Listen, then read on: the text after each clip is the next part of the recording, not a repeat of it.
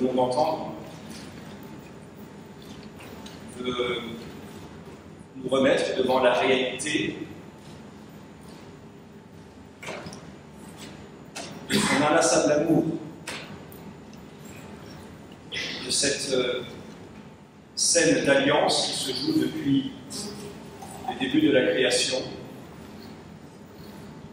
dans laquelle un Dieu, fou d'amour pour sa créature, vient à son secours pour la relever. Et alors que c'est un cœur plein de jalousie, comme nous l'avons entendu dans la première lecture, qui est celui des frères de Joseph, lui, le Seigneur, veut nous donner un cœur de chair, un cœur qui puisse l'écouter, un cœur qui puisse se rendre compte de toutes les merveilles qu'il fait pour nous en permanence, alors même que nous ne les voyons pas.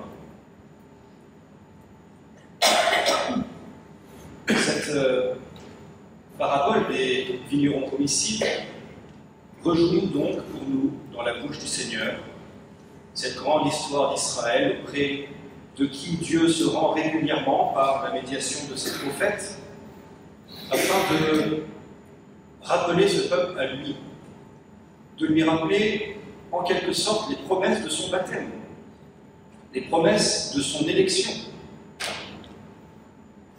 Mais voilà que le Seigneur, selon la technique rabbinique de reprendre les histoires, eh bien, fait glisser le sens de l'histoire.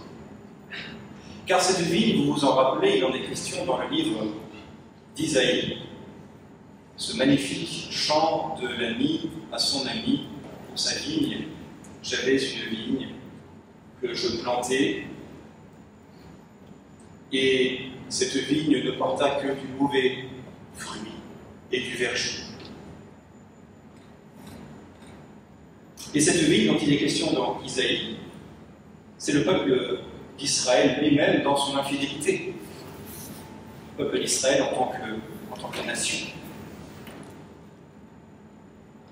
Jésus, lui, va faire glisser le sens et reprendre le thème de l'universalité du salut, tel que Isaïe d'ailleurs nous la présente déjà, et nous faire comprendre que ce peuple dont il est question, ce n'est plus que le peuple d'Israël, mais c'est tous ceux qui, dans la bonne volonté de leur cœur, se mettent au service du Seigneur et se mettent au service de l'humanité.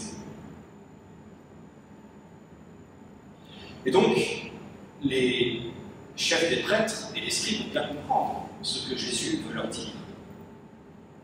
Que la fermeture de leur cœur ne leur permet plus d'accéder à ce salut que le Seigneur leur promet et qui inlassablement leur propose par les prophètes, petits et grands, et en dernier lieu, par lui-même, le Seigneur, le Verbe fait chair.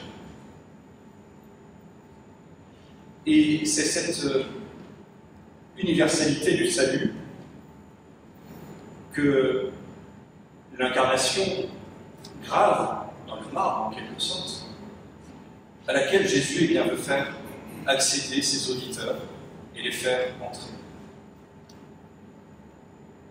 Alors nous aussi, frères et sœurs, eh bien nous sommes responsables, peut-être pas de tout le troupeau que le Seigneur désire avoir, désire guider, mais nous sommes responsables de quelques hectares. Nous sommes responsables de quelques hectares de cette vie que le Seigneur nous a confiée. Et je crois que cette parabole des vignerons méchants, homicides, doit nous rappeler que eh bien, nous sommes au service. Que c'est dans la mesure aussi où nous entretenons jour après jour, bon an, mal an, notre intimité avec le Seigneur, que nous serons de bons vignerons. Dans la mesure aussi où peut-être nous nous laissons bousculer par les prophètes de ce temps, que nous acceptons de recevoir de la bouche de ces prophètes, d'une certaine manière, que sont les personnes que nous accompagnons à ce pèlerinage, eh bien, quelque chose de nouveau, une parole, que nous pourrons vraiment être des ouvriers fidèles dans la vie du Seigneur. Et n'oublions pas que le Père tient toutes choses dans sa main et qu'il nous tient nous aussi dans la mesure où nous tenons le Christ. Nous sommes donc invités comme serviteurs, comme servantes, à renouveler jour après jour notre foi, à la faire grandir, en la confrontant à la parole de Dieu, en recevant les sacrements, en nous mettant au service, en écoutant aussi ceux qui pourront, pour nous, être de bons conseillers.